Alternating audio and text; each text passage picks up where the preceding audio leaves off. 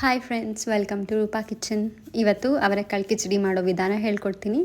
ಬೇಕಾಗಿರೋ ಸಾಮಗ್ರಿಗಳು: ಅವರೆಕಾಳು, ಒಣಮೆಣಸಿನ್ಕಾಯಿ 6, ಧನಿಯಾ 2-3 ಸ್ಪೂನು, ಕಾಯಿ ಕಟ್ ಮಾಡ್ಕೊಂಡಿದ್ದೀವಿ, ಜೀರಿಗೆ, ಸ್ವಲ್ಪ ಮೆಂತ್ಯ ಮತ್ತು ಅರಿಶಿನ, 2 ಗ್ಲಾಸ್ ಅಕ್ಕಿ.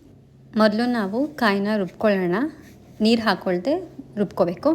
ಇವಾಗ ಸ್ಟವ್ ಆನ್ ಮಾಡಿ ಬಾಣಲೆ ಇಟ್ಟು ನಾವು ಎಲ್ಲ ಐಟಮ್ಸ್ನೂ ಹುರ್ಕೊಳ್ಳೋಣ. ಮೊದಲು ಧನಿಯಾ ಜೀರಿಗೆನ ಹುರ್ಕೋತಾ ಇದ್ದೀವಿ. ನಾವು ಧನಿಯಾ ಸ್ವಲ್ಪ ಕೆಂಪಗಾಗೋ ಥರ ಹುರ್ಕೋಬೇಕು. ಹುರ್ಕೊಂಡಾದ್ಮೇಲೆ ಅದನ್ನು ಸಪ್ರೇಟಾಗಿ ಎತ್ತಿಟ್ಕೊಂಡು ಅದೇ ಬಾಣಲಿಗೆ 2 ಸ್ಪೂನ್ ಮೆಂತ್ಯ ಹಾಕ್ಕೊಂಡು ಚೆನ್ನಾಗಿ ಹುರ್ಕೊಳ್ಳೋಣ.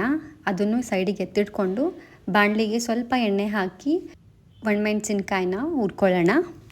ಹುರಿದು ಇಟ್ಕೊಂಡಿರೋ ಐಟಮ್ಸ್ ಎಲ್ಲ ಸ್ವಲ್ಪ ತಣ್ಣಗಾಗಬೇಕು. ತಣ್ಣಗಾಗಿದ್ಮೇಲೆ ಕಾಯಿ ರುಬ್ಕೊಂಡಿರೋ ಜಾರಿಗೆ ಎಲ್ಲದನ್ನು ಹಾಕ್ಕೊಂಡು ಚೆನ್ನಾಗಿ ರುಬ್ಕೊಳ್ಳೋಣ. ಅರಿಶಿನ ಆ್ಯಡ್ ಮಾಡ್ತಾಯಿದ್ದೀವಿ ನಾವು. ನೀರು ಎಷ್ಟು ಬೇಕು ನೋಡಿ ಹಾಕ್ಕೊಂಡು ಚೆನ್ನಾಗಿ ರುಬ್ಕೋಬೇಕು, ನುಣ್ಣಗಾಗೋ ಥರ. ಇವಾಗ ಸ್ಟವ್ ಮೇಲೆ ಕುಕ್ಕರ್ ಇಟ್ಕೊಂಡು ರುಬ್ಬಿರೋ ಖಾರನ ಹಾಕೋತಾ ಇದ್ದೀವಿ. ಅದಕ್ಕೆ ಬಿಸಿನೀರಲ್ಲಿ ತೊಳೆದಿಟ್ಕೊಂಡಿರೋ ಅವರೆಕಾಳನ್ನ ಆ್ಯಡ್ ಮಾಡ್ಕೊಳ್ಳೋಣ. ಅವರೆಕಾಳು ಕಿಚಡಿ ಸಂಕ್ರಾಂತಿ ಹಬ್ಬದ ಟೈಮಲ್ಲಿ ಮಾಡ್ತಾರೆ. ತುಂಬ ರುಚಿಯಾಗಿ ಟೇಸ್ಟಿಯಾಗಿ ಬರುತ್ತೆ.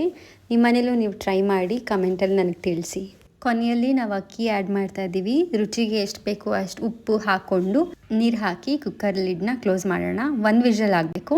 ಬಿಸಿಯಾದ ಅವರೆಕಾಳು ಕಿಚಡಿ ರೆಡಿ ಇದೆ. ನಾವು ಇದನ್ನು ಕಾಯಿ ಹಾಲು ಜೊತೆ ಹಾಗೂ ಇದಕ್ಕಿದ ಅವರೆಕಾಳು ಸಾಂಬಾರು ಜೊತೆನೂ ತಿನ್ಬೋದು. ತುಂಬ ರುಚಿಯಾಗಿರುತ್ತೆ ಮತ್ತು ತುಂಬ ಆರೋಗ್ಯಕರವಾದದ್ದು. ನಿಮಗೆ ಬೇರೆ ಯಾವುದಾದ್ರೂ ರೆಸಿಪಿ ಬೇಕಿದ್ದರೆ ದಯವಿಟ್ಟು ನನಗೆ ಕಮೆಂಟ್ ಬಾಕ್ಸಲ್ಲಿ ತಿಳಿಸಿ. ನಿಮ್ಗೆ ಈ ರೆಸಿಪಿ ಇಷ್ಟ ಆಗಿದ್ದಲ್ಲಿ ಪ್ಲೀಸ್ ನನ್ನ ಚಾನಲ್ಗೆ ಸಬ್ಸ್ಕ್ರೈಬ್ ಮಾಡಿ. Thank you for watching Rupa kitchen.